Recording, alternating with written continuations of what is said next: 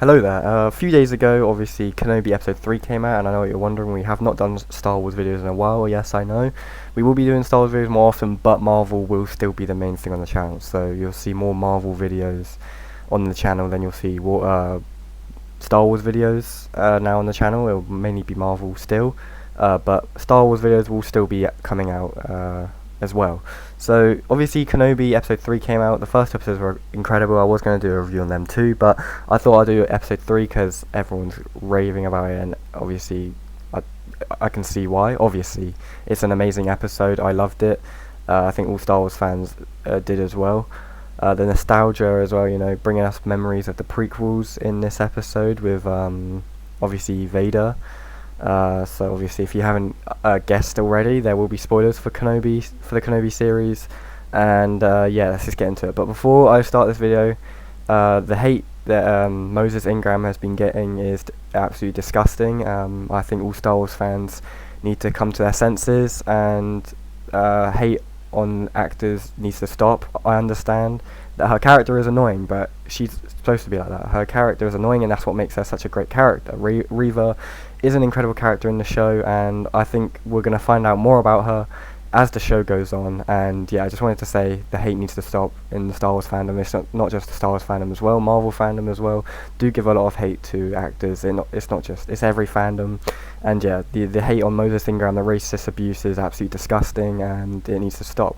So now I got that out of the way, we can get into the video. So Episode 3 of Kenobi was absolutely incredible. You know, Vader coming back was amazing. You know, Anakin as well at the start of the episode that haunts Kenobi. You know, we get all these flashbacks as well still, especially in Episode 2 when Kenobi was having these flashbacks of the prequels. You know, we hear the voices again at the start of this episode when Vader is getting his suit on, which is incredible. Obviously a bit confusing when his helmet came on in one piece. Obviously, as we know, it usually goes on in separate pieces, but I don't know, that's just a minor detail that maybe annoyed fans a little bit. But yeah, I think that suit up scene was amazing. You know, we haven't seen something like that since obviously the prequels when Vader got his suit on, and yeah, it showed us a different dynamic of what he goes through every day of his life. And yeah, I thought it was pretty cool to see. And obviously we see Vader's castle again on Mustafar, which is absolutely amazing to see. Obviously we saw it last in Rogue One, and we didn't see much of it, but I'm sure we'll see more of Vader's castle as Star Wars goes on. I think Vader going forward now, I think they're going to go back to these, you know, the prequel. I think they're going to focus on, obviously at Star Wars Celebration they revealed the Tales of the Jedi. I might do a separate video on that, on what they confirmed at Star Wars Celebration, because there was a lot, and I'm sure there'll be more Star Wars shows confirmed at the Disney Expo in September, where obviously Marvel shows will also be announced as well.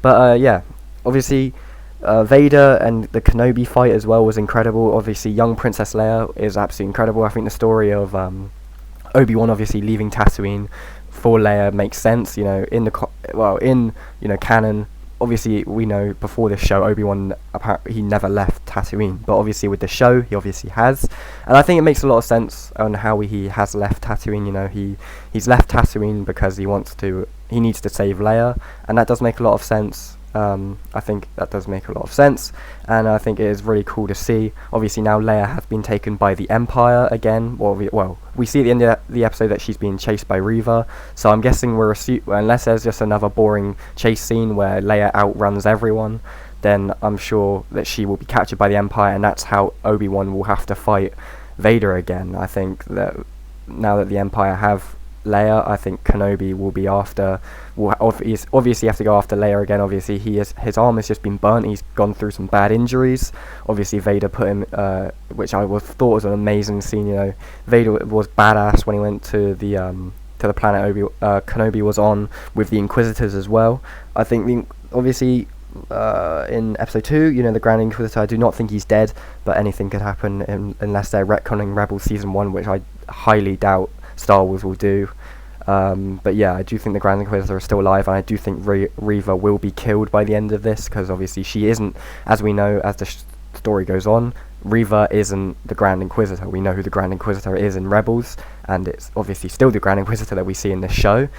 So yeah, but Obviously, Vader in this, when he's just literally going through the town and slaughtering everyone, it just shows how brutal we know Vader is from, obviously, the comics, and obviously it just gives us a better view of how dark Vader really is and how far gone Anakin is now, and how much Vader, the darkness has consumed Vader. You know, there's an amazing line where Kenobi goes, "What have you become?" and Vader goes, "Only what you have made me." I thought that was amazing. You know, it is true. You know, Kenobi regrets everything he did, and he has become weak. You know, he's not what he used to be, and I think Vader saw that in this episode. You know, he was kind of toying with him, and he was kind of just messing around with him before he was kind of playing with his food before he actually ate it. You know, he was just messing around with Kenobi. He wanted to torture him.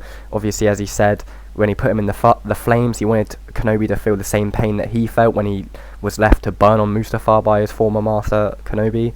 So I think it's really cool to see that, and obviously I think it was a kind of a bit annoying how Vader let a few flames get in his way from Kenobi getting away from him again. You know, Vader's been looking for Kenobi for every day for 10 years now, and I think that if you're doing that, you wouldn't let them get away that easy. He wouldn't want to let Kenobi leave his sight again.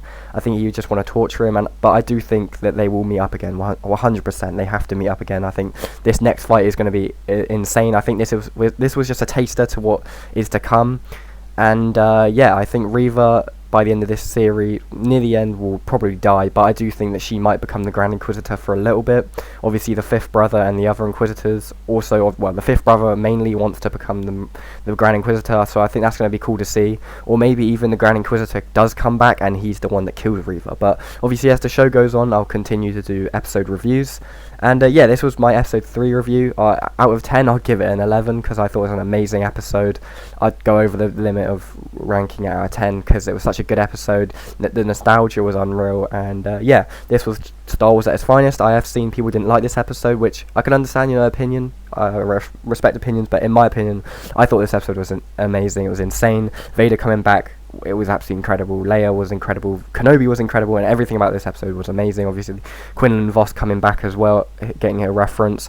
Who could be in that droid? I think there's definitely someone in there. You know, the Empire started scrapping clones. Obviously, as we've seen the Bad Batch, clones were just, and in this series as well, clones were just left. They were forgotten, and some clones were actually torn apart. You know, they actually took their limbs off and the Empire put them into droids. So, you know, it could either be that, maybe it's Rex helping Kenobi out, maybe it's Wrecker, maybe. I think it could literally be anyone. Maybe Quinlan Vos in the droid, could be anyone. But yeah, tell me what you thought. Who do you think is in the droid, and tell me what you thought of this episode. I hope you enjoyed this video today. Please like, subscribe, and I'll see you in the next one.